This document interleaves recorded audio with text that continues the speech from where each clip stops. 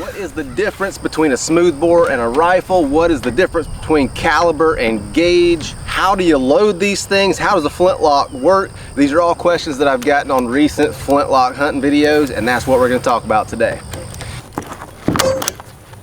Down here in Northwest Florida, and you might hear some background noise in this video. You're just going to have to forgive that. We're really close to Pensacola, which is an important military training area, a lot of naval operations, so you're going to hear that stuff.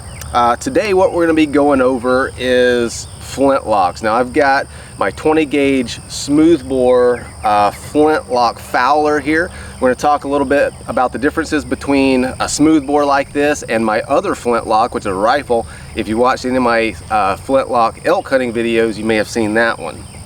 I'm going to be putting some rounds through this, seeing if I can't see what the pattern's doing, see if we can manipulate that a little bit, get a little denser pattern for turkey hunting. And while we're doing this, I'm going to talk about some of the different aspects of flintlock firearms and go from there.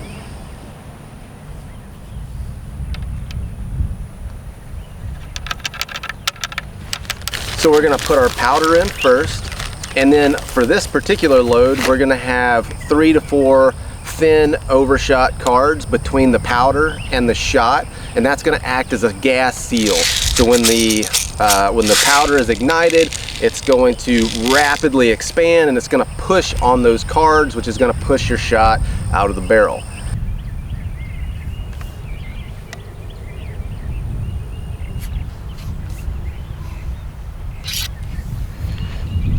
So on top of those overshot cards, we're going to measure out a load of shot, and we're going to put that in.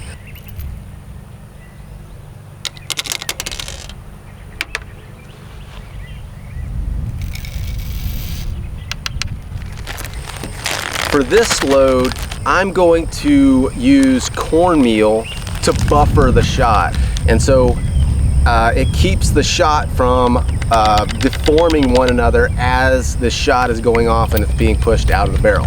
That's the theory anyway. I seem to have had good luck with it, and that's what we're doing today. So I shook that up just so I could see the pellets start to come settle to the top of that powder, and I'm going to put one more little shot card over it, and our load is complete. Breaded and smoked all in one shot. Push that all the way down.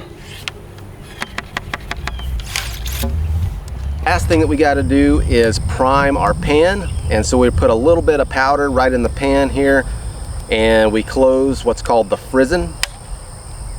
Cock the hammer, and now our flint is in position to strike the frizzen. When that happens, it shaves off a little bit of metal, kicks the frizzen forward, shoots those sparks into your powder in your priming pan. That powder ignites, it shoots sparks through a tiny little hole here called a flash hole into your main charge. That sets off the main charge, and off goes the weapon.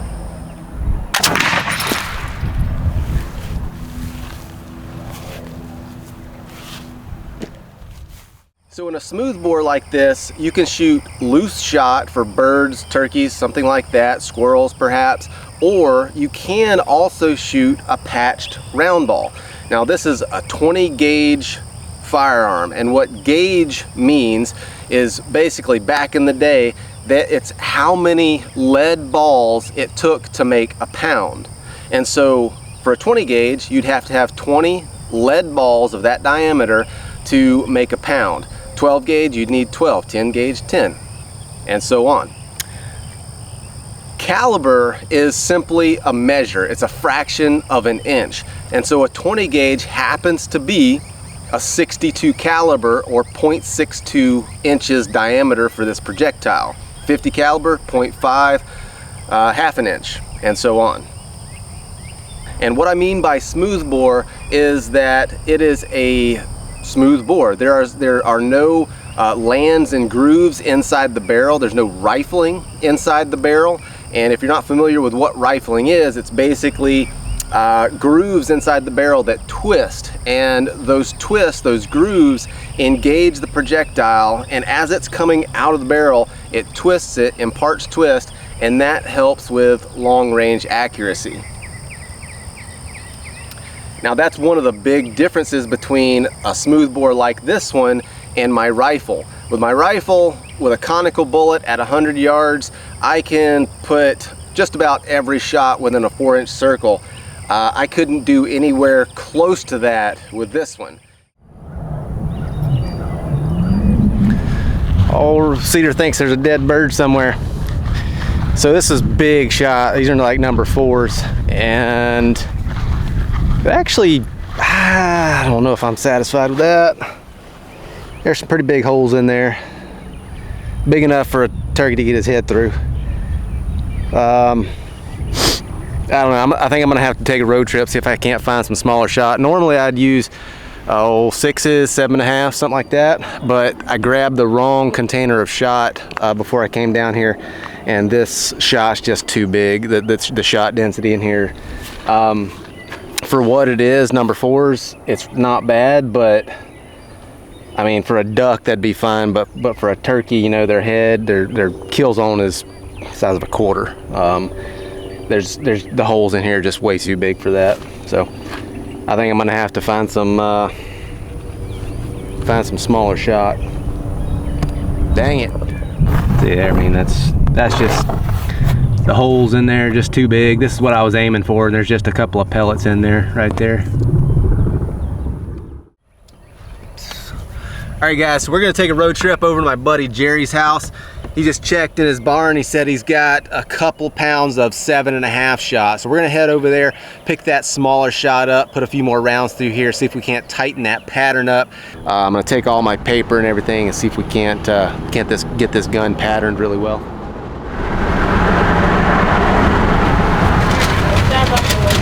No worries, thank you much.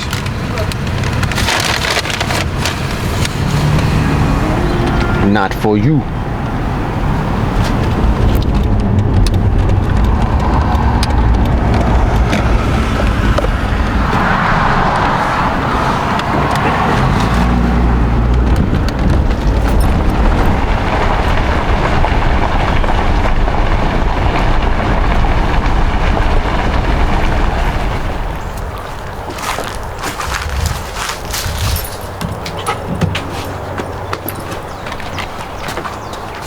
Not on the run from the law? No, not yet. I've been thinking about it though. This thing, I ain't used it. I'm ashamed of all the dust and crap that's on it. But if you don't use them, that's what happens. How long has it been since you had that off the wall? Several years, probably 10 years.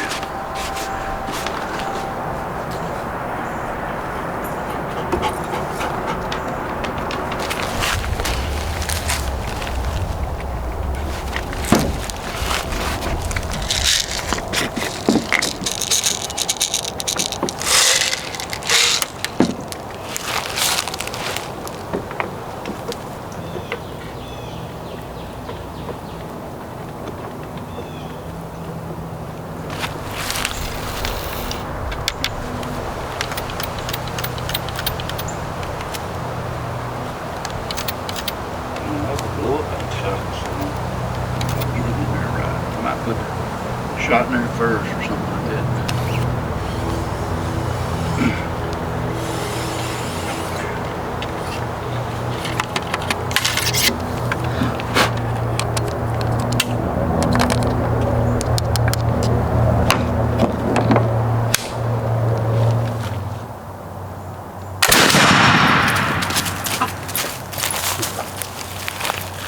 See what that one looks like.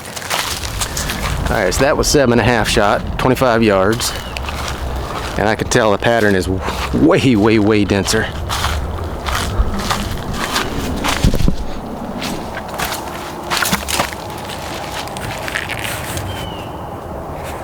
There's quite a few pellets right in here.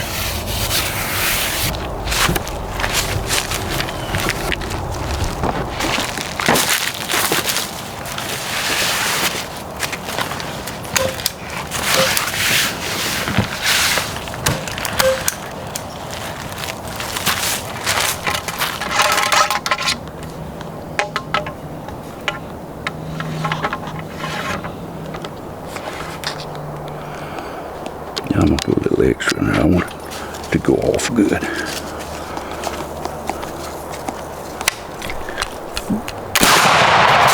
Heel. Heel. That was quick. That joker went off quick. Sit. Good boy. So the thing about these muzzleloaders and black powder in particular is that it's just flat out dirty. Anytime you burn it, it just coats your barrel with this greasy, like, sludge, and it's highly corrosive and it builds up, and so it's always a good practice when you're out target shooting just to swab it a little bit between every shot, just kind of so you're starting at the same point and it doesn't affect your shot from shot to shot, in theory anyway.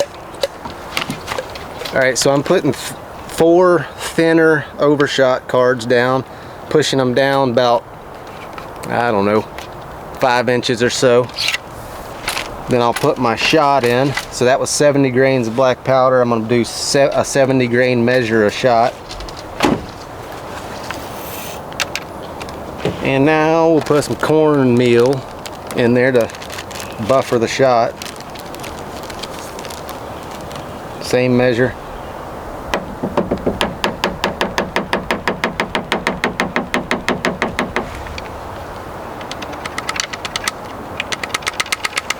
Put my thumb over it and shake it up just so you can see the shot kind of coming through the cornmeal.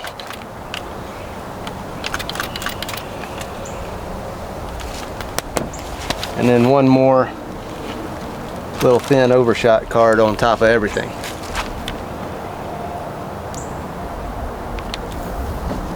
Push the whole wad down there.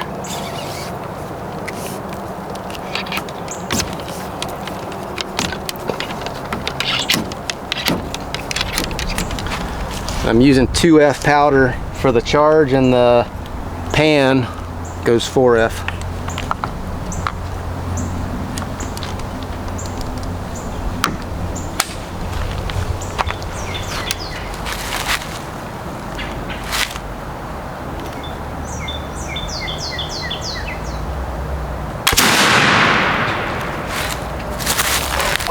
So the patterns that you get out of these muzzleloading shotguns are very sensitive to how these weapons are loaded. Just a little bit of variation in the amount of powder, the amount of shot, the number of cards or wadding, the type of wadding, whether or not you're using any kind of lubrication on the wadding, all of that stuff can have a big influence on how these guns pattern. And so it often pays just to kind of play around with these things and just see what combinations work best for your gun. Now, some of these guns will have a type of a choke. This one doesn't. This is just a straight cylinder here. And so the way that we manipulate the pattern is just playing with the loads, different combinations of those things. I've noticed for this particular gun, if I try to load it too hot, meaning putting too much powder in there, it tends to blow a hole through the middle of the pattern, and I get kind of a more donut. I'll have a hole in the middle of it, lots of pellets on the outside, which is not ideal. And so oftentimes I just have to back off on the amount of powder just to tighten that pattern back up. That one's not nearly as dense as my last one. The last one, like, it's got these holes in it right here. Last one didn't have that at all. It was all in about like that. So I think that extra 10 grains of powder just kind of started blowing things open a little bit. It's almost like a donut. Got a big hole right here and shot all around there. That's not ideal. No, not for turkey.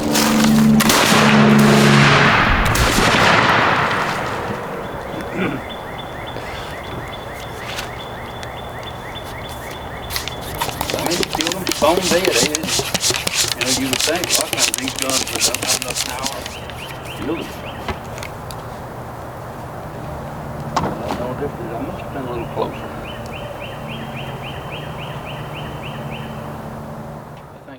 This particular load, I think I found on a website called Kwood guns or something like that, I'm going to put a link down in the description for anybody that's interested in this particular load. Now, through browsing around on forums and other things like that, I've came across this load called a Sky Chief load. I've not tried that yet, but it sounds interesting. It sounds like a lot of people are having good success with that, so I'm gonna have to check that out here before the fall turkey season.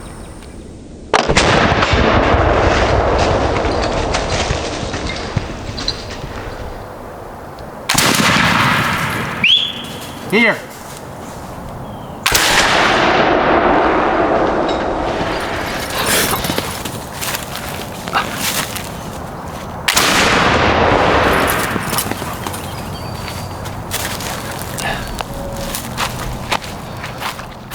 So you might be asking yourself, why in the world would anybody want to hunt with one of these things when you could just pick up a modern firearm? And I don't know, I guess that's a valid question, but I would also say, if you're asking that question, I could try to explain it to you, but probably not going to get it. What it comes down to is a combination of challenge. You have to get closer with these guns, but then I think a big part of it is just how involved with it you are. Like I said, you really have to know your firearm in order to get a good pattern out of it, and to know that firearm you have to spend time with it. You have to try different things, and so this is more of an involved process with hunting, I guess, then you're not just going to the ammo store and picking up a couple of different boxes of shells and seeing what pattern's best out of your gun, and then you're done, and that's the only thing you shoot for the rest of the time you have that gun. So I guess in short, they're just flat out fun to play with. All right, so this is the same load that I've been shooting. I've got 60 grains of 2F powder, 4 thin overshot cards, a 60 grain measure of 7.5s, and then 1 overshot card. And this is, and I up the distance to 20 yards, or decrease the distance to 20 yards, and that is about as good as I've ever seen. So I think we're gonna rock with that. Just try to get a little bit closer.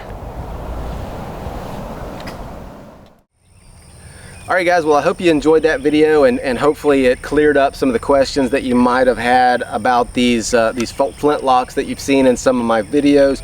I'm not going to get to do any turkey hunting this spring, but hopefully this fall we'll get back out, maybe do an elk hunt with my flintlock rifle, do another turkey hunt with this fowler, and see if we can't put some meat in the freezer.